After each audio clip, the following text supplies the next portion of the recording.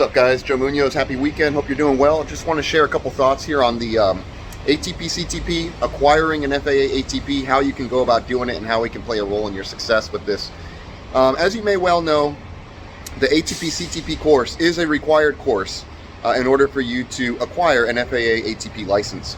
Now, the program is typically anywhere between 5 to 7 days. It's usually comprised of 4 days of ground school with 4 hours of fixed base sim and 6 hours of full motion sim. Now, once you complete the course, you're going to be issued a completion certificate. You can take the certificate to a testing center to take the ATP written test, at which point you can now present it to either a flight school or a training center, a 142 Academy like ourselves at One Step Prep Academy, in order to present yourself for a check ride.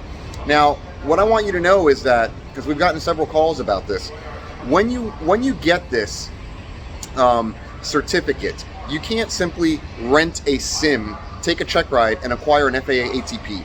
You have to actually enroll in a course that would have a checking event at the conclusion of that curriculum.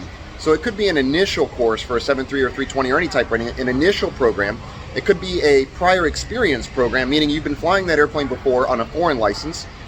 So that's a shortened footprint. That's something that we could do.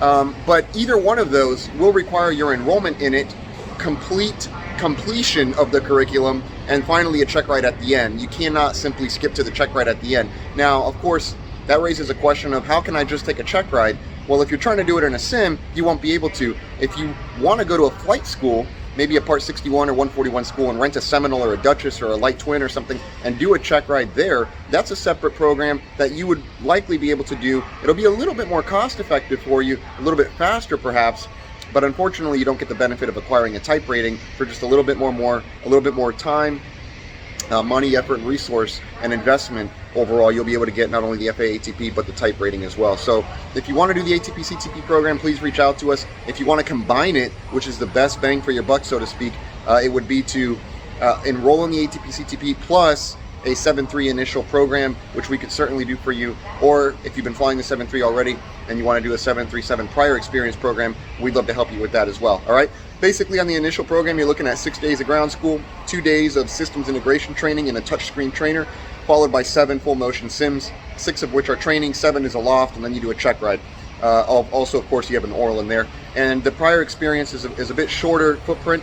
You're essentially looking at a couple days of ground school, a couple sims, and a check ride. So it could be as little as a 5-day footprint for the prior experience, and it could be as lengthy of a footprint of somewhere around 16 to 18 days. All right, hope you're doing well. We're in Miami. You know the name, Joe Munoz, Juan, Dominguez, your friends in training program success. OneStepPrep.com is the number one, OneStepPrep.com. We'll see you in another video.